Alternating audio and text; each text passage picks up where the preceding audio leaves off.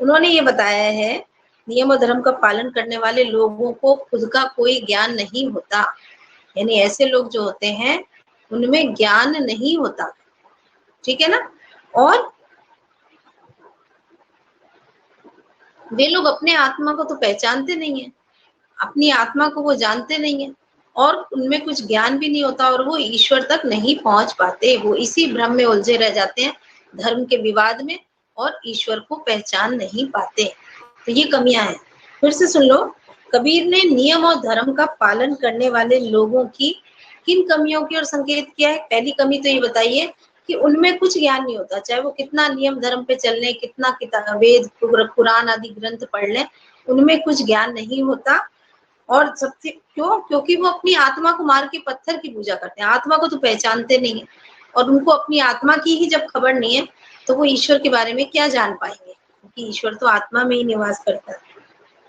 तो ये लोग ईश्वर को नहीं पहचान पाते, अपनी आत्मा को नहीं पहचान पाते, इनमें कुछ ज्ञान नहीं होता, ये केवल धर्म के विवाद में ही लड़ते झगड़ते मर जाते हैं, लेकिन ईश्वर तक नहीं पहुंच पाते। तो इन कमियों की ओर संकेत किया है। फिर है, अज्ञानी गुरुओं की शरण में जाने पर शिष्यों की क्या गति होती है। तो अज्ञानी गुरुओं की शरण में जाने पर गुरु सहित शिष्य भी डूब जाते हैं, क्योंकि गुरु अज्ञानी है तो वो तो डूबेगा ही, उसका तो बेड़ा गर्क होगा ही होगा, वो अपने साथ उन शिष्यों को भी ले डूबता है।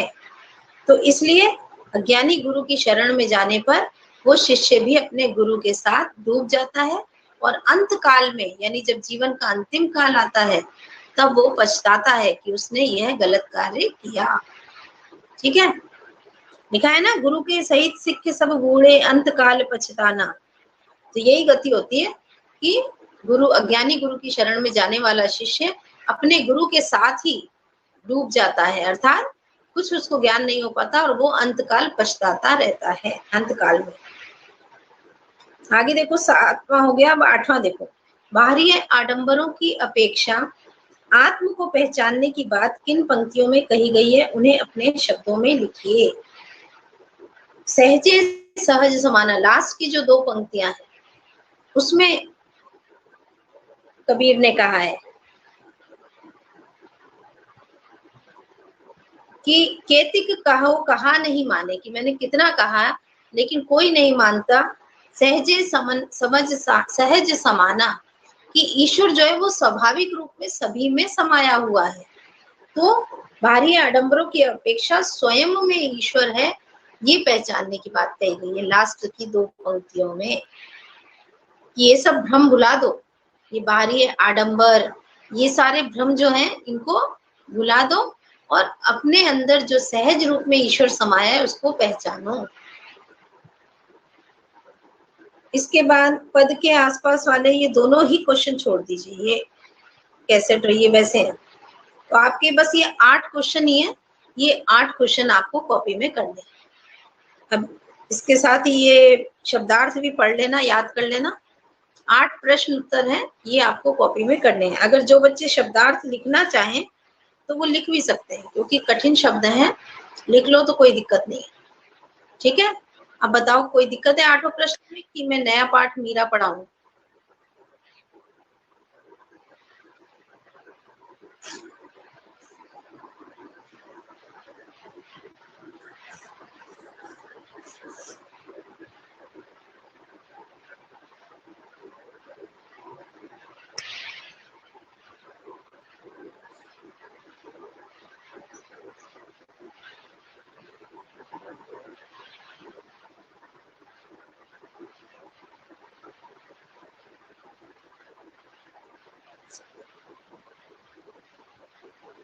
बेटे सप्रसंग व्याख्या कर लेना, अगर आप करना चाहो CW कॉपी में। CW कॉपी जो आपकी है उसमें करना चाहो तो आप कर सकते हो, फेयर में मत करना। फेयर में सिर्फ शब्दार्थ और क्वेश्चन आंसर कर लेना। और नो मैम से क्या मतलब है, नया पाठ नहीं पढ़ना क्या आज? अभी तो आधा टाइम है पूरा।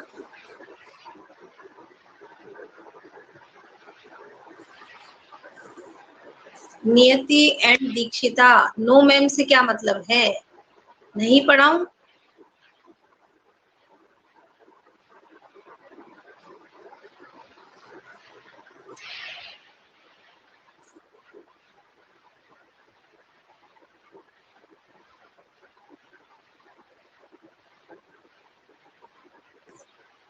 तो इन 8 प्रश्नों में कोई दिक्कत तो नहीं है आप लोगों को? कर लोगे ना सब? इजी है, पहले भी कबीर पढ़ चुके हो, वही बात है, कबीर एक ही बात कह रहे हैं, पहले भी कई बार पढ़ चुके हो, तो इतना कठिन नहीं है। आप लोग सिर्फ क्वेश्चन आंसर और शब्दार्थ कर लेना कॉपी में, फेयर रजिस्टर में, और सरलार्थ करना चाहो तो आपकी मर्जी है, आप CW कॉपी में कर सकते हो। तो चलते हैं, अब पार्ट दूसरा लेते हैं। अभी तक देखो गद्दे में 2 पार्ट हो गए, नमक का दारोगा और मियां नसरुद्दीन, ठीक है। इनके 2 के क्वेश्चन आंसर आपको करने हैं। तीसरा लेसन ये आज हो गया कबीर, कबीर के क्वेश्चन आंसर करने हैं, ठीक है। और अब आगे जो पढ़ने जा रही हूँ जाएंगे अपन, वो है मीरा, वो भी बहुत सरल है, दोनों पद आपके पहले पढ़े हुए हैं, तो उसमें भी ज्यादा टाइम नहीं लगेगा।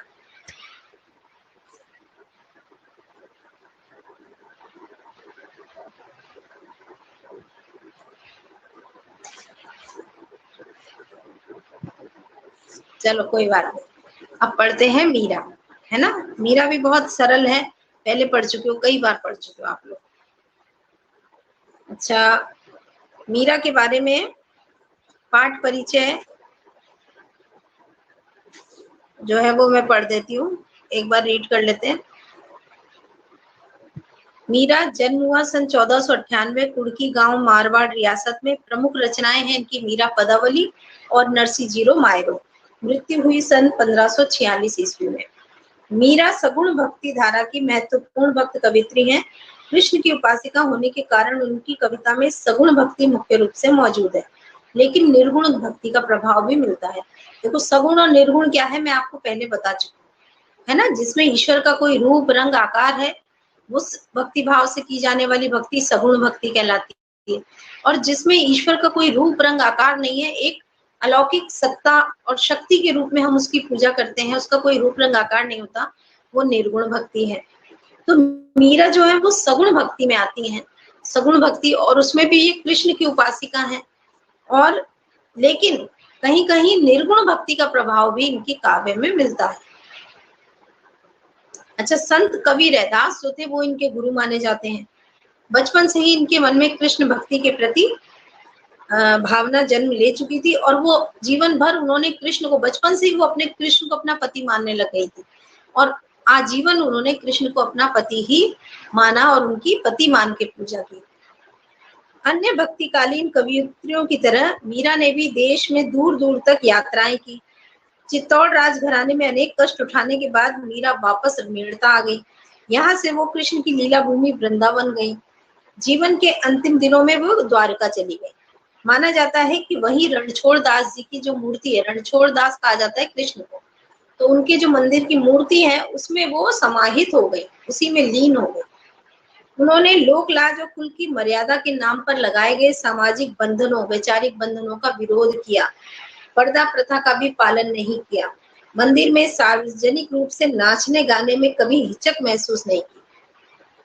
मीरा मानती थी कि महापुरुषों के साथ संवाद, जिसे सत्संग कहा जाता है, से ज्ञान प्राप्त होता है और ज्ञान से मुक्ति प्राप्त होती है। अपनी इसी मान्यताओं को लेकर वे दृढ़ निश्चयी थी।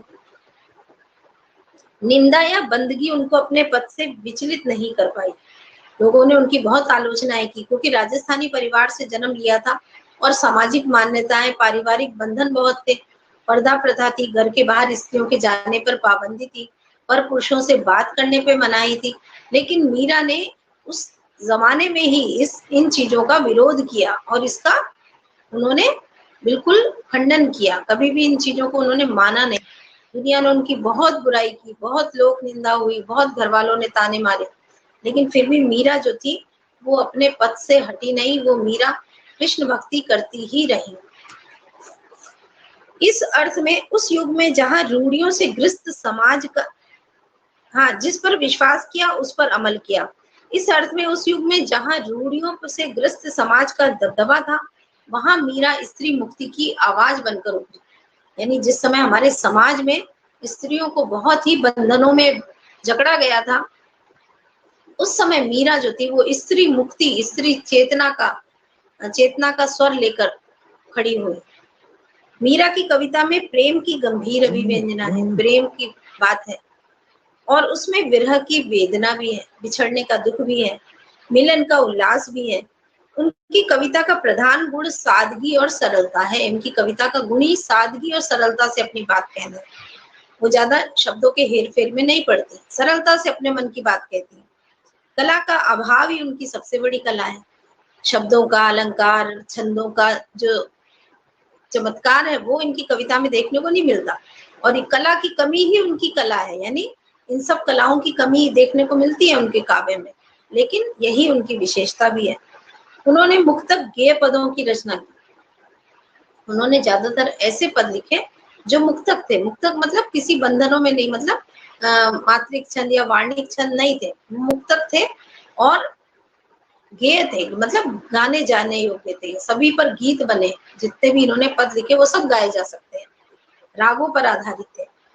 लोक संगीत और शास्त्रीय संगीत दोनों क्षेत्रों में उनके पद आज भी लोकप्रिय हैं। चाहे फोक म्यूजिक हो, चाहे क्लासिकल म्यूजिक हो, उनमें जितने भी शास्त्रीय संगीत सीखते हैं, मीरा के पद जो हैं वही गाए जाते हैं, क्योंकि वो रागों पे आधारित हैं। और कहीं कहीं उनकी भाषा मूलतः राजस्थानी है, लेकिन कहीं कहीं ब्रज भाषा का प्रभाव भी मिलता है। तो राजस्थानी मिश्रित ब्रज भाषा है, ऐसे भी कह सकते हैं। कृष्ण के प्रेम की दीवानी मीरा पर सूफियों का प्रभाव भी देखा जा सकता है। जो सूफी संत है वो ईश्वर को प्रियतम रूप में मानते हैं। सूफी संत जो हैं वो अपना और ईश्वर का रिलेशन मानते हैं, प्रेमी प्रेमिका का। तो वो जितने भी पद या जितने भी गीत लिखते हैं सूफी संत, वो प्रेमी प्रेमिका के भाव में, जैसे ईश्वर जो है वो प्रेमी है और भक्त जो है वो उसकी प्रेमिका है, तो इस तरीके से वो लिखते हैं। मीरा की कविता में के मूल में दर्द है। अगर मीरा की कविताओं के मूल में जाएं, हम जड़ में जाएं, तो दर्द ही दिखता है। यानी मीरा अपने दर्द को ही व्याख्यान कर रही है। वे बार बार कहती हैं, मेरे दर्द को कोई नहीं पहचानता, ना शत्रु ना मित्र। यानी मेरे कोई भी मेरे दर्द को नहीं जानता है। एक पद रचा है ना, मेरो दर्द ना जाने कोई, मेरे तो गिरधर गोपाल, नहीं वाला है ना, एरी मैं तो प्रेम दीवानी, मेरो दर्द ना जाने कोई, है ना। अब यहाँ प्रस्तुत पहले पद में मीरा ने कृष्ण से अपनी अनन्यता व्यक्त की है। यानी वो कृष्ण से अलग नहीं है, वो और कृष्ण एक ही है। और व्यर्थ के कार्यों में व्यस्त लोगों के प्रति दुख व्यक्त किया है कि दुनिया जो है वो ईश्वर भक्ति छोड़ के व्यर्थ के कामों में व्यस्त है। इस पर उन्हें दुख भी जताती है वो, इस पे उन्हें दुख भी होता है कि संसार के लोग भक्ति नहीं करते। दूसरे पद में प्रेम रस में डूबी मीरा सभी रीति रिवाजों और बंधनों से मुक्त होने और गिरधन के स्नेह के कारण अमर होने की बात कर रही है। दूसरे पद में वो प्रेम रस में डूबी हुई मीरा है और सभी रीति रिवाजों और बंधनों से मुक्त है, उनको किसी की परवाह नहीं है, और कृष्ण से प्रेम होने के कारण उन्हीं की प्रेम में अमर हो जाना चाहते हैं। ये दोनों ही पद नरोत्तम दास स्वामी द्वारा संकलित हैं, और जो कि उन्होंने मीरा मुक्तावली नामक ग्रंथ में लिखा है ना। मीरा मुक्तावली नामक ग्रंथ में उन्होंने मीरा के ये दोनों पद एकत्र कर रखे हैं। मतलब उसमें उन्होंने, उनकी बुक है जिसमें उन्होंने मीरा के दोनों पद दिए हैं। तो पहले पद पे आ जाते हैं। पहला पद है, मेरे तो गिरधर गोपाल, है ना, गीत है ये, सुना होगा सब आपने। मेरे तो गिरधर गोपाल दूसरो न कोई, जाके सिर मोर मुकुट मेरो पति सोई। छाटी दई कुल की कानी कहा करी है कोई, संतन डिग बैठी बैठी लोक लाज कोई। असुवन जल सींची सींची प्रेम बेल बोई, अब तो बेल फैल गई आनंद फल होई। दूध की मथनिया बड़े प्रेम से बिलोई, दधी मत घृत काढ़ लियो छोड़ दे छाछ देई छो डारी देई छोई। भगत देख राजी हुई जगत देख रोई, दासी मीरा लाल गिरधर तो तारो अबू मोही। अब इस पद में मीरा जो है वो कृष्ण भगवान से अनन्य भाव प्रकट कर रही है कि और कोई संसार में मेरा अपना नहीं है, केवल एक गिरधर गोपाल ही है। कि मेरे तो गिरधर गोपाल दूसरो ना कोई, इस संसार में और कोई दूसरा मेरा अपना नहीं है, मेरे तो एकमात्र गिरधर गोपाल ही है। और जाके सिर मोर मुकुट मेरो पति सोई, जिन्होंने सिर पर मोर मुकुट धारण कर रखा है वही मेरे पति हैं, वही मेरे स्वामी हैं, अर्थात वही मेरे आराध्य हैं। ठीक है, 2 लाइन समझ में आ गई कि मेरे तो गिरधर गोपाल दूसरो ना कोई, जाके सिर मोर मुकुट मेरो पति सोई। कि जिनके सिर पर मोर मुकुट है, और जिनके सिर पर मोर मुकुट है वही मेरे अपने हैं, वही मेरे पति हैं, और कोई दूसरा मेरा नहीं है। छाटी देई कुल की कानी कहाँ करियो कोई। छाटी देई मतलब छोड़ दी मैंने। क्या छोड़ दी मैंने? कुल की कहानी। कुल की कहानी मतलब कुल की मर्यादा। मैंने कुल की जो परंपरा मर्यादा थी उन सबको त्याग दिया, छोड़ दिया। कहा करिए कोई, अब कोई क्या करेगा, कोई क्या करेगा, मतलब उन्होंने लोगों के लिए कहा है कि मैंने तो कुल की मर्यादा छोड़ दी, त्याग दी, अब कोई कहा करे, कुछ भी कहे, क्या कर लेगा कोई मेरा। कहा करिए कोई, क्या करेगा कोई मेरा, अर्थात मैंने किसी की परवाह नहीं की और अपने कुल की मर्यादा भी छोड़ दी। संतन डिग बैठी बैठी लोक लाज खोई। और संतों के साथ बैठ बैठ, डिग यानी साथ, संत जनों के साथ, महापुरुषों के साथ, सज्जन पुरुषों के साथ बैठ बैठ के मैंने लोक लाज भी खो दी। अर्थात लोक लाज क्या होती है? समाज की परवाह। तो मैंने समाज की परवाह भी नहीं की, यानी संतों के साथ बैठ के उनके प्रवचन सुनने, सत्संग सुनने, उनसे ज्ञान प्राप्त करने के लिए मैं संतों के साथ उठी बैठी, तो उसको लोगों ने बहुत ही बुराई समझी और निंदा की। तो मैंने अपनी लोक लाज भी खो दी, यानी परिवार की मर्यादा तो मैंने खो ही दी, परिवार की परवाह तो कभी की नहीं, और अब मैंने संसार की परवाह भी, समाज की परवाह भी नहीं की। संतों के साथ बैठ बैठ के मैंने लोक लाज भी खो दी। असुअन जल सींची सींची प्रेम बेल बोई, अब तो बेल फैल गई आनंद फल हुई।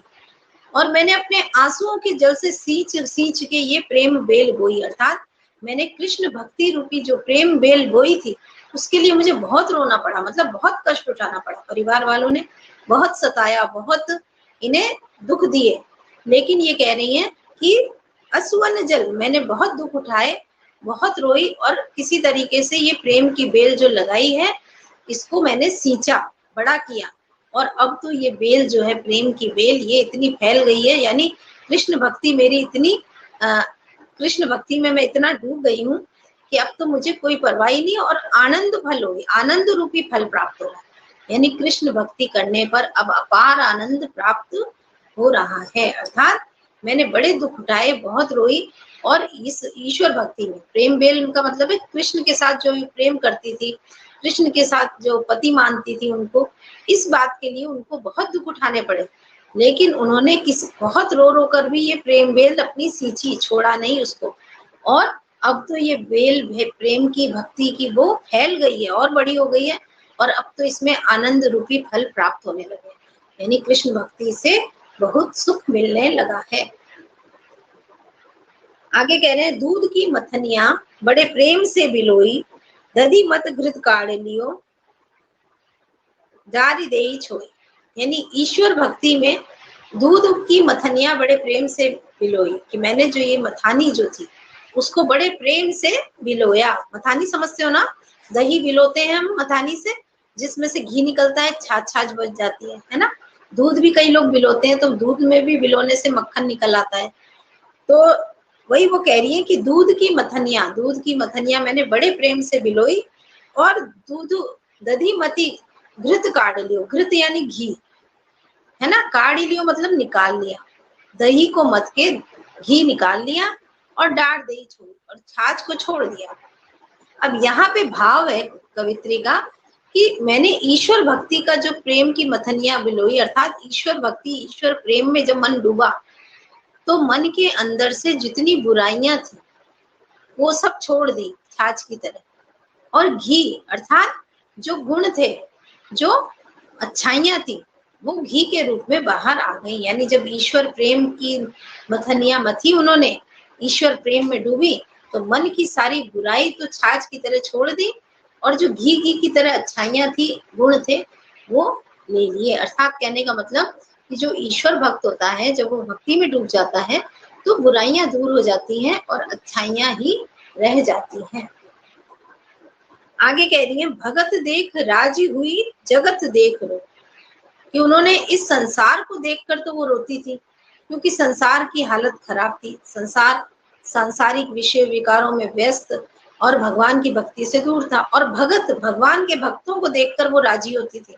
कोई भी ईश्वर भक्त मिल जाता था तो उसको देखकर तो ये प्रसन्न होती थी, लेकिन संसार की हालत देखकर रोती थी कि संसार जो है वो किस तरीके से सांसारिक कार्यों में उलझा हुआ है। आगे वो कहती हैं, दासी मीरा लाल गिरधर की, हे गिरधर मैं आपकी दासी हूँ और अब तो तारो मोही, अब तो मेरा कल्याण करो, अब तो मेरा उद्धार करो। तो इस तरह पूरे पद में मीरा जो है वो कृष्ण से अपना प्रेम और अनन्यता प्रकट करते हुए कहती हैं कि मेरे तो गिरधर गोपाल है और कोई दूसरा मेरा अपना नहीं है। जिनके सिर पर मोर मुकुट है वही मेरे पति हैं और कोई इस संसार में मेरा अपना नहीं है। और उनसे प्रेम करने में मैंने संसार, अपने घर परिवार की, कुल परिवार की मैंने मर्यादा तोड़ दी। कोई कितना ही कहे तो कहता रहे, मैंने उनकी परवाह नहीं की। और संतों के, साधु संगतों की संगत में बैठ कर मैंने लोक लाज भी खो दी। और ईश्वर प्रेम की, कृष्ण से प्रेम की जो मैंने प्रेम बेल बोई, उसे मैंने अपने आंसुओं के जल से सींचा है। और अब तो ये बेल बहुत फैल गई है और अब इसमें मुझे आनंद रूपी फल पाने लगी हूँ, अर्थात कृष्ण की भक्ति करते हुए मुझे अपार सुख मिल रहा है। मैंने ये प्रेम की मथनिया, ईश्वर प्रेम जो है उसकी मथनिया बड़े प्रेम से बिलोई, मतलब मैंने बड़े प्रेम भाव से भक्ति की है। और इस भक्ति भाव के कारण जो मन की बुराइयां थी वो छूट गई और अच्छाइयां थी वो ऊपर आ गई। और मीरा आगे कहती है कि मैं तो हमेशा संसार में ईश्वर भक्त को देखकर ही खुश होती हूँ और संसार की हालत पर उन्हें रोना आता है, क्योंकि संसार जो है वो सांसारिक विषय विकारों में ग्रस्त है और भक्ति से दूर है। आगे मीरा कहती है कि हे प्रभु, हे गिरधर नागर, अब मैं आपकी दासी हूँ, अब तो मुझे तारो, अब तो मेरा कल्याण करो, अब तो मुझे इस संसार से पार लगाओ। ठीक है, पहला पद पूरा समझ में आ गया सबको?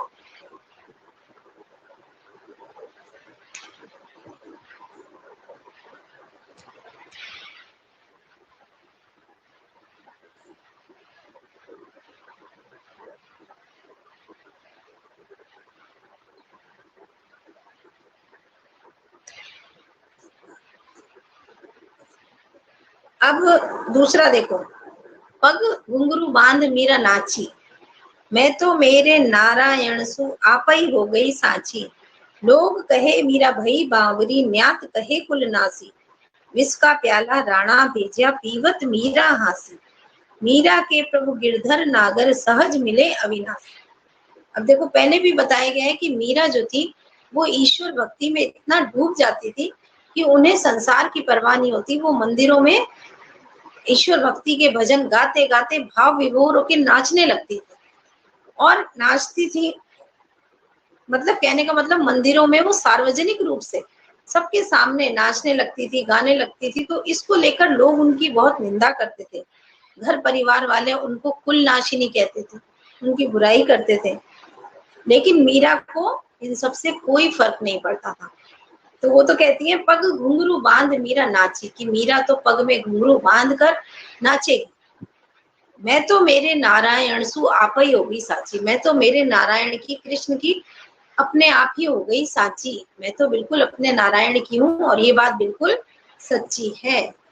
आप ही हो गई सच्ची मतलब मैं अपने आप ही में सच कह रही हूँ कि मैं तो मेरे नारायण की हूँ और मैं तो उन्हीं की हूँ, ये बात सच्ची है।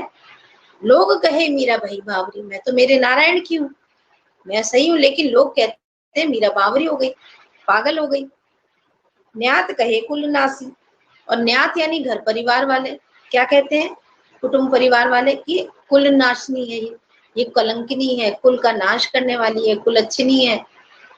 और लोग कहे मीरा भाई बावरी, क्योंकि उस समय स्त्रियां जो थी वो बंधनों में थी, उनका नाचना गाना बहुत बुरा माना जाता था और मंदिर में सार्वजनिक रूप से नाचना गाना तो बहुत ही बुरा। तो इसलिए लोग उनकी बहुत निंदा कहते थे और कहते थे पागल हो गई है, इसको अकल ही नहीं है, पागल हो गई तभी ये काम कर रही है। घर परिवार वाले कहते थे कुल नाशनी है, हमारे कुल का नाश करने आई है, तो इस तरीके से उसको बुराई कहते। और इसी वजह से जो मीरा के ससुर थे राणा जी, उन्होंने उनको विष का प्याला यानी जहर दिया क्योंकि उन्होंने सोचा इस तरीके से तो ये हमारे खानदान की नाक कटा रही है, तो इसको मार ही दे। तो उन्होंने कई बार मीरा को मारने के लिए अलग अलग उपाय किए, हर बार मीरा बच जाती थी। उन्होंने मीरा को विष का प्याला दिया, ये जहर का प्याला पीने को कहा, और मीरा जो थी वो जानती थी इसमें जहर है, लेकिन उन्हें अपने भगवान पर विश्वास था कि वो है, जब तक वो नहीं चाहेंगे मैं मुझे कुछ नहीं हो सकता।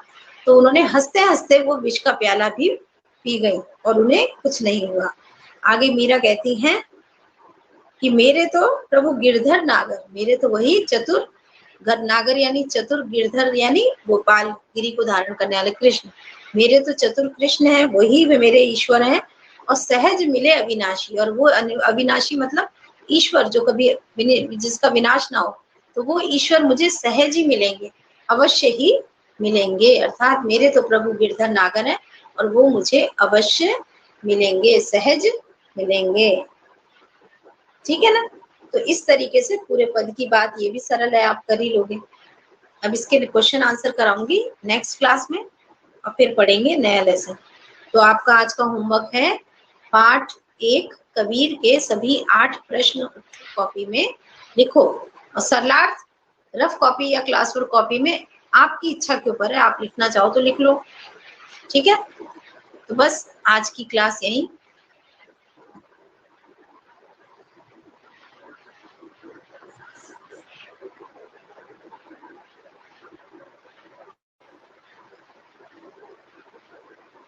पूछना है बस।